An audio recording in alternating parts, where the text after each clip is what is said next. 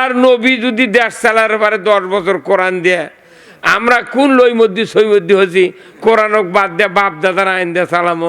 কি ভাই কিছু কবেন?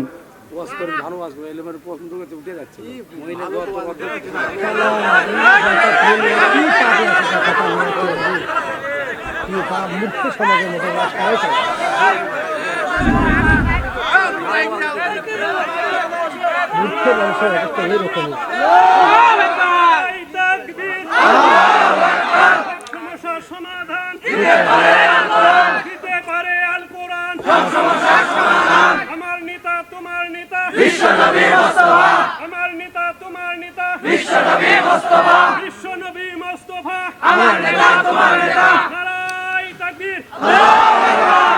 আমির শত্রুরা হুঁশিয়ার সাবধান, হুঁশিয়ার সাবধান, ইসলামের শত্রুরা হত্যা করে আন্দোলন। ভাইরা আমার, আল্লাহ রাব্বুল আলামিন কোরআনুল কারিমে যা বলেছেন এই কথাগুলি যদি স্পষ্টভাবে আমরা বলতে থাকি তাহলে এই সমাজে কোনো উন্নতি হবে না। এই কথাগুলি জমিনে বাস্তবে রূপ দিতে হবে। ধরে বলুন ঠিক কিনা?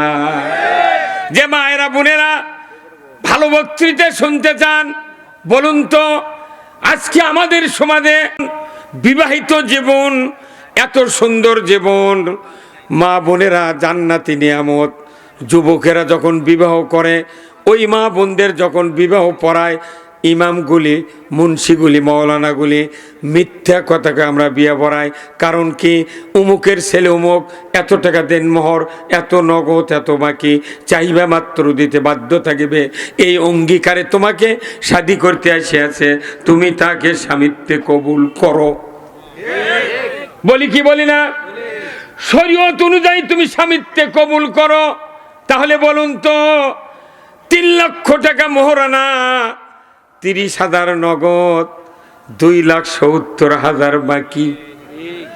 বাংলাদেশের শিক্ষিত অশিক্ষিত হোক, ছেলে হোক মেয়ে হোক, তারা কি নগদ বাকি বোঝে না?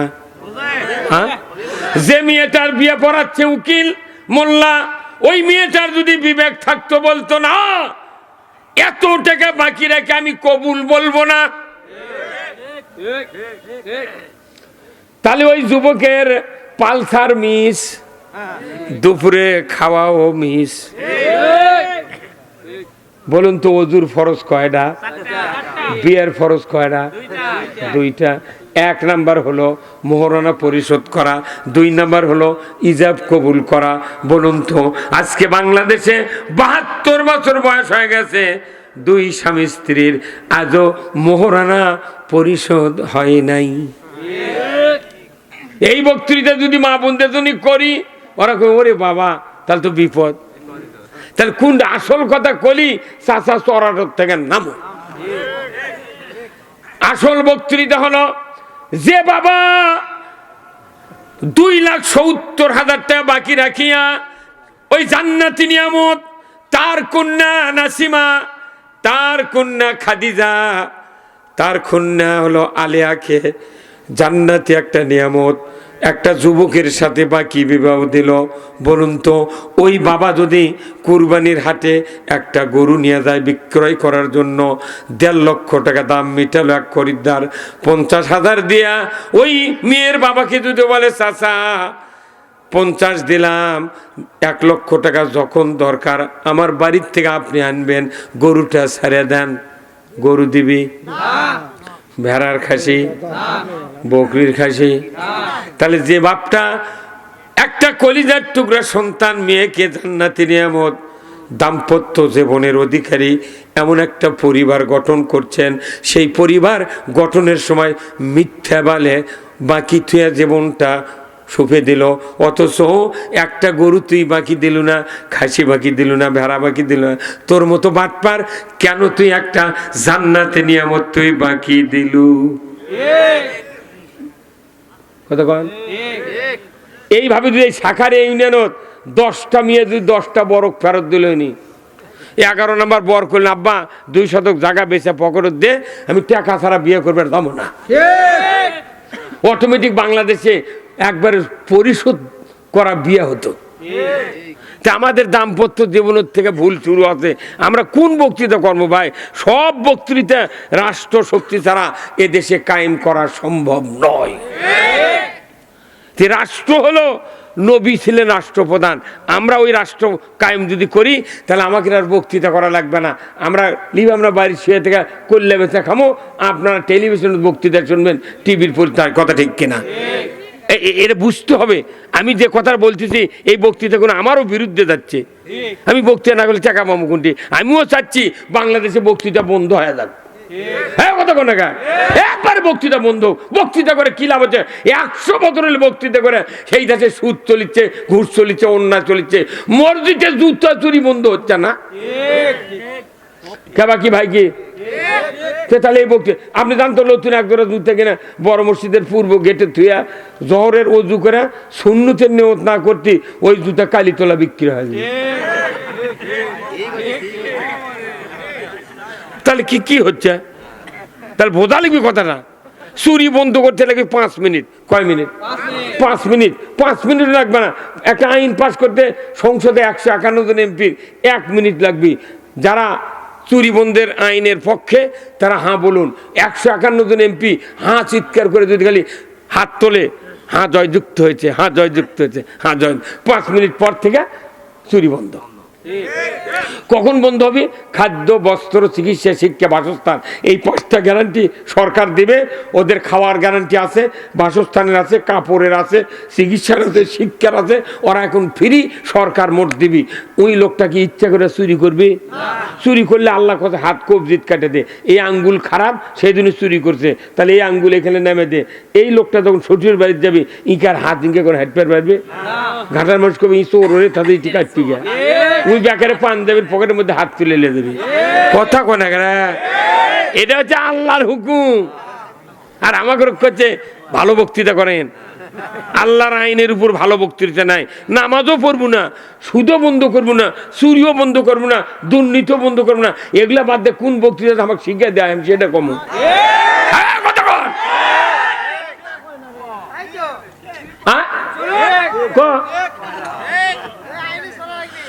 আল্লাহর নবী মসজিদে নববীতে একজন ইমাম ছিলেন, যে মসজিদে ইমামতি করার কারণে 1 রাকাত নামাজ কিয়ামত পর্যন্ত মসজিদে নববীতে কোনো হাজিয়ার হাজারনি যদি পাঠ আদায় করে, নবীজি বলেছেন কিয়ামত পর্যন্ত ওই বান্দা, যত বান্দা নামাজ পড়বে 1 রাকাত মসজিদে নববীতে 50,000 রাকাতের সওয়াব। আল্লাহর নবী যে জায়গায় শুয়ে আছেন, হযরত আয়েশা সিদ্দিকা রাদিয়াল্লাহু তাআলা আনহার হুজরা খানার ভেতরে, ওখানে থেকে উনি হেঁটে হেঁটে মসজিদে নববীতে মেহরাবে উঠেন, খুতবা দিয়েছেন। এই রাস্তার দূরত্ব হলো 22 ফিট, 11 ফিট চওড়া। নবী একজন রসুল, একজন সরকার, একজন সেনাপ্রধান, একজন রাষ্ট্রপ্রধান। উনি হেঁটে হেঁটে খুতবা দিয়েছেন মসজিদে নববীর মেহরাবে। আমার নবী বলেছেন, ও দুনিয়ার মানুষ, উম্মতেরা শোনো, আমি একজন সরকার, একজন নবী, একজন যোদ্ধা, সেনাপতি, হেঁটে হেঁটে খুতবা দেওয়ার কারণে জিবরাইল দিয়া আল্লাহ তাআলা নবীজিকে জানায় দিয়েছেন, হে রসুল, আপনি হেঁটে হেঁটে খুতবা দেওয়ার যে রাস্তা দিয়ে হেঁটে মেহরাবে চলে যেতেন, এই রাস্তাকে আমি কিয়ামত পর্যন্ত রিয়াজুল জান্নাতে পরিণত করে দিলাম। সরকার হেঁটে আসছে, জান্নাত হয়ে গেছে। সুবহানাল্লাহ। তাহলে ওই সরকারের বক্তৃতা, ওই সরকারের শাসনের কথা কলি যদি কন যে না ভোটের কথা বাদ দেন, ভালো বক্তৃতা কন, এর উপর ভালো বক্তৃতা আমি আর করে পারবো না। করলে জান্নাতে যাওয়ার বক্তৃতা, দুনিয়ায় শান্তি দেওয়ার বক্তৃতা করলি তখন কবি চাচা চড়াটার থেকে নামো। অথচ হ্যান্ডবেলত লেখা আছে দোজাহানের কামিয়াবি হাসিল করুন। আগে দুনিয়ার বক্তৃতা হবে, দুনিয়া ভালো হয়ে যাবে, তারপর আখেরাত। যে মানুষের দুনিয়ায় শান্তি নাই, এই মানুষের আখেরাতে মুক্তি নাই। নামাজি যদি কায়েম না হয়, আমি আখেরাতে কেমনি মুক্তি পাবো? নামাজ কি কব্বরের মধ্যে যা পড়বো না দুনিয়াত? জান্নাত কোনটি করা লাগবে? দুনিয়াত। জান্নাত কামাই করা লাগবে দুনিয়াত। তো মরার পর জান্নাত যাওয়া যাবে? তাহলে দুনিয়া তো আগে ভালো ভালো কল যায়। আর দুনিয়া মাজেরাতুল আখিরা, দুনিয়া আখিরাতের কিছু ক্ষেত্র। এই যে যুবক ভাইরা এই শাকের কলার এই ঈদগাহ মাঠে যে কাজ করছেন এই মাহফিলটা বলুন তো, এই ঈদগাহে নামাজ পড়া কি ওয়াজিব? ওয়াজিব না? ওয়াজিব তরক করলে কবিরে গুনাহ। এমনও মানুষ আছে যে ঈদের নামাজও তো হাজির হয় না, আছে না নাই? অথচ ঈদের নামাজের আজান নাই, কিচ্ছু নাই, দেখা সৃষ্টি করব তার মানে আল্লাহর সিদ্ধান্ত নেওয়া শেষ। আল্লাহু আকবার কোন। আমি পৃথিবীতে কি সৃষ্টি করব? খলিফা। কেসি ফিতি আলা, কেসি ফিতে আলা খলিফা? ওই হাসান টেলার্স, ওই বর্ষা টেলার্স, ওই উজ্জ্বল টেলার্স? কেসি আর ফিতে থাকলেই তাই খলিফা? ওই খলিফা নয়, দেশ শাসন করার খলিফা।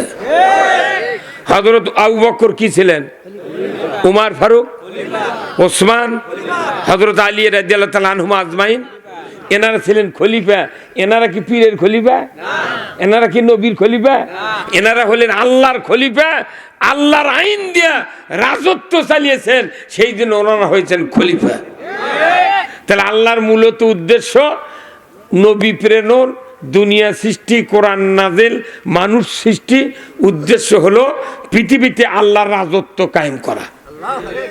প্রত্যেকটা নবী রাসূলকে সহিফা দিয়া, কোরআন দিয়া খেলাফত দিয়েছেন, মানে তুমি দুনিয়ায় গিয়া রাজত্ব কায়েম করে, আমি যে সহিফা দিছি, কিতাব দিছি, কিতাবের আইন দিয়ে তুমি দেশ চালাবে। সুদ, ঘুষ, চুরি, জানা, ব্যভিচার সব মিটে যাবে।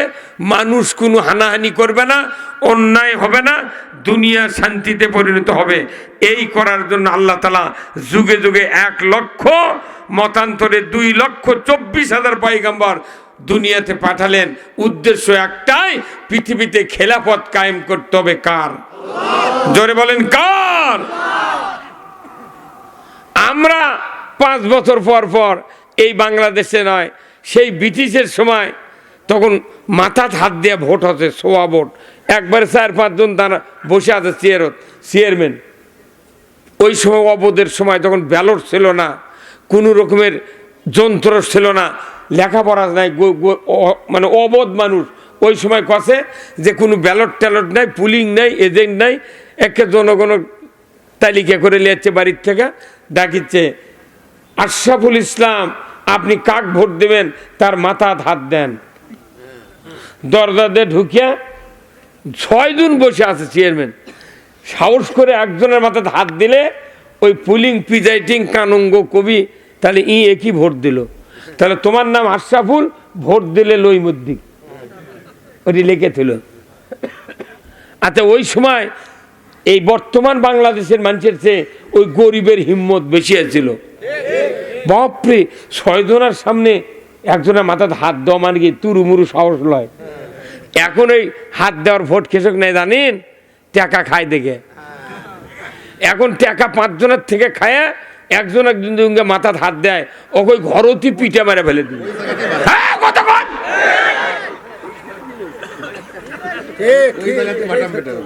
হ্যাঁ,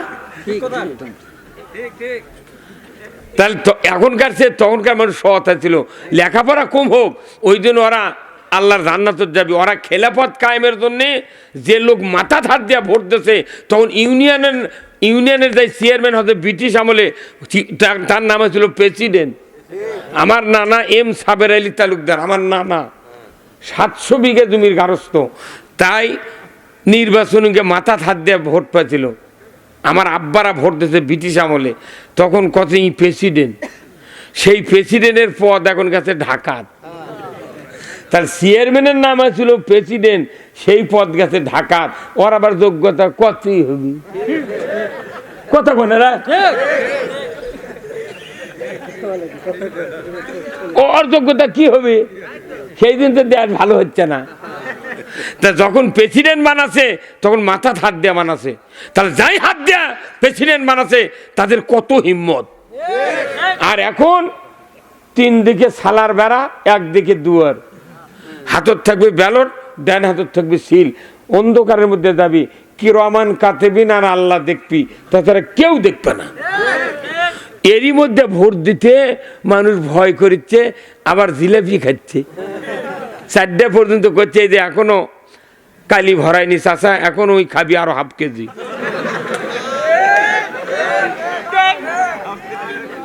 একটা গরুর দাম 1.5 লাখ, একটা খাসির দাম 20,000, ভেড়ার দাম 3,000, আর আশরাফুল মখলুকাত 270 কোটি টাকার পার্স আছে।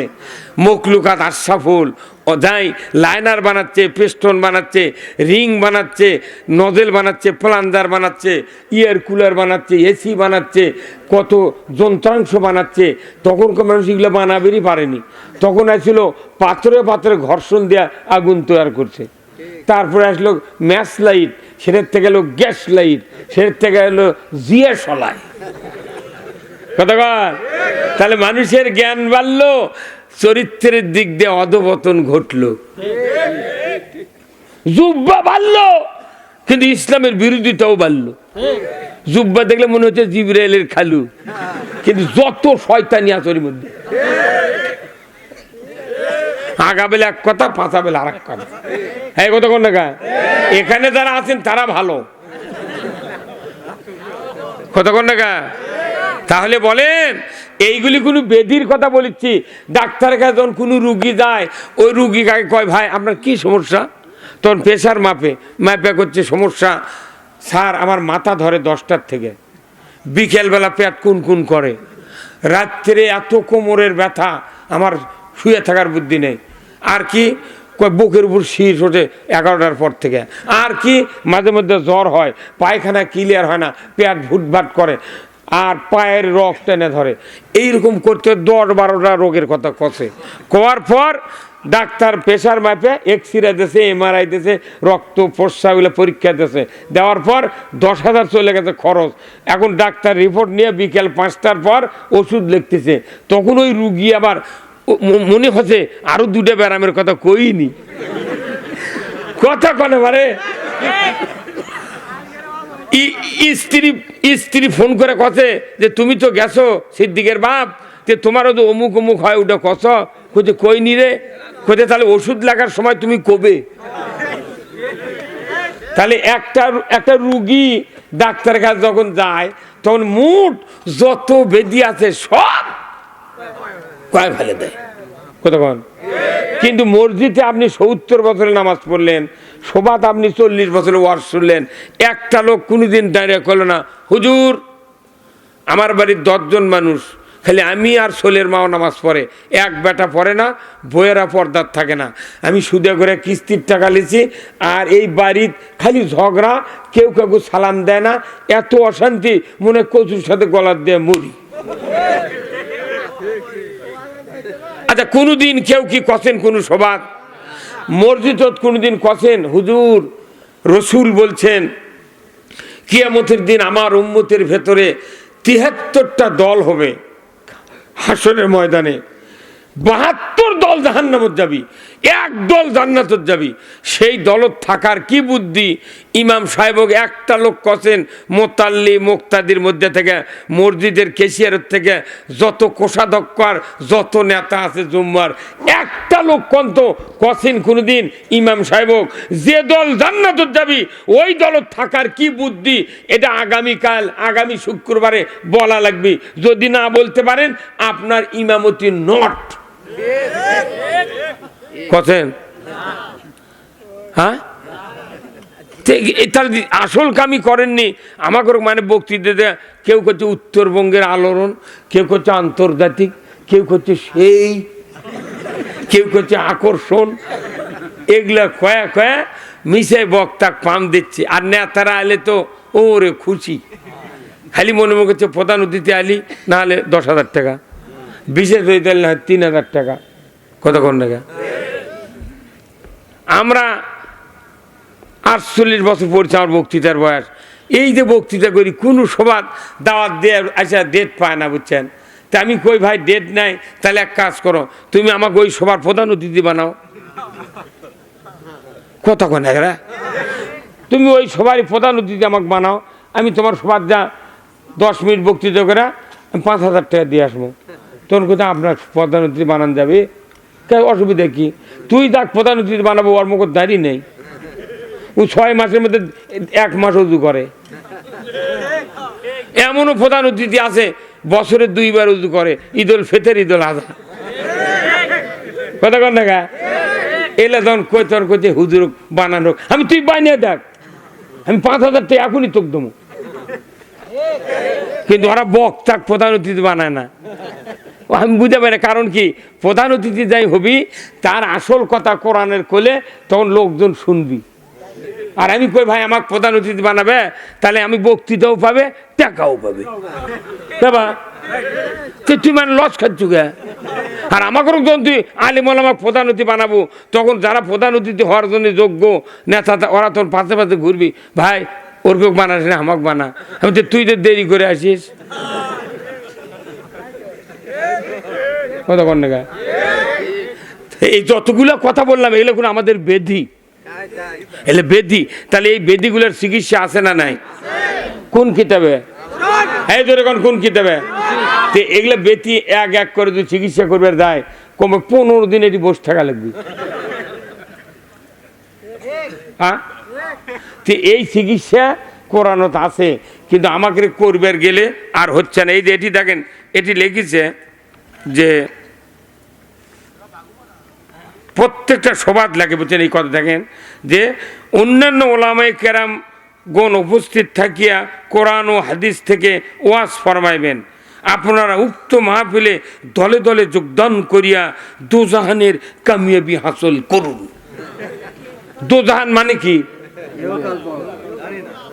দোজাহান মানে 2 জাহান, ওটা সংক্ষেপে লেখা দোজাহান লেগেছে, বুঝছেন? দয়কারে দো দিয়া দোজাহান লেগেছে। 2 জাহানের কামিয়াবি হাসিল করুন। তাহলে একটা হলো দুনিয়া, আর একটা হলো আখেরাত।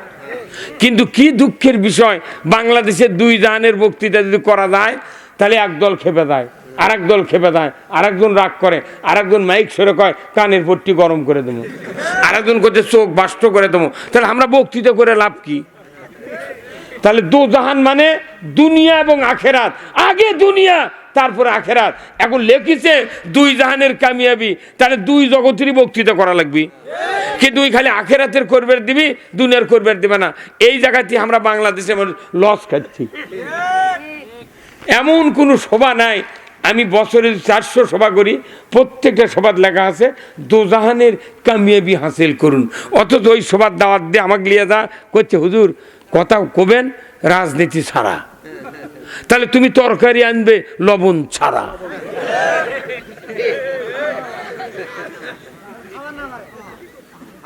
কতক্ষণ কেউ যদি তরকারি যতই তেল দিক, যতই মশলা দিক, আদা রসুন ইলশার মাছ দিক, কিন্তু লবণ যদি না দেয় কুত্তাও তরকারি খাবে না।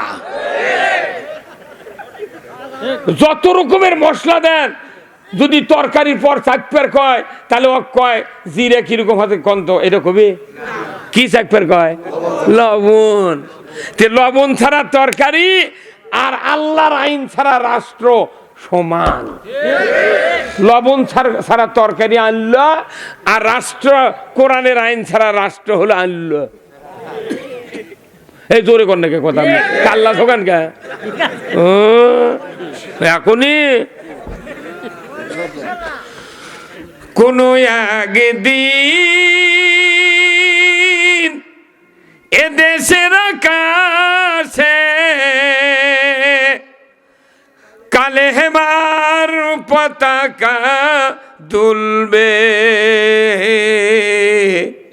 সেদিন সবাই খোদাই বিধান পেয়ে দুঃখ বেদনা ভুলবে। বক্তৃতা শেষ, এটাই শেষ। কোরআন এবং হাদিসে যত বক্তৃতা আছে, মূল বক্তৃতা হলো এই 1 লাইন গান। পৃথিবীর যুগে যুগে শতাব্দীর পর যত পৃথিবীতে রাজত্ব পরিবর্তন হয়েছে, মানুষের ভাগ্যের দুঃখ বেদনা দূর হয় নাই, তখনই দূর হয়েছে যখনই কালেমার পতাকা উড্ডীন হয়েছে। না মিথ্যা কথা বললাম? হ্যাঁ, তাহলে কালেমার পতাকা উড্ডীনের কথা কলি, মানুষের কি যে মনত হয় দুঃখ। আরে আমরা মরে যাচ্ছি, কালেমা যদি বিজয় থাকতো, এদেশের মাটিতে শান্তির ঢল নেমে যেত। কারণ এই বাংলাদেশ এমন একটা দেশ, জমির আলোর যদি গামছা বেরোস হয় তাও ঘুম ধরে। হ্যাঁ ভাই, কতক্ষণ নাগা সৌদি আরবের যান, কোটি কোটি হেক্টর জমি খালি পাহাড় আর পাহাড়। আমার দেশে বাংলাদেশে গ্যাস পায় না, গ্যাস 6 টাকার থেকে 43 টাকা লিটার। সেই গ্যাস নদীর মধ্যে পাইপ ফেটে যায়, নদীর মধ্যে যে গ্যাস বাড়াচ্ছে ওই দিক গ্যাস বন্ধ করার কোনো কথাই নেই। ওটি লস হচ্ছে, সেই দাম এটি বাইরে দিয়ে আমাকে থেকে গ্যাসের টাকা নিচ্ছে। যারা পাক করার জন্য লাইন লেছে গ্যাস থাকে না, করছে ভাই গ্যাস মঙ্গা তো ওই দিক ট্রাকও দিতে এই দিক থাকিচ্ছেন।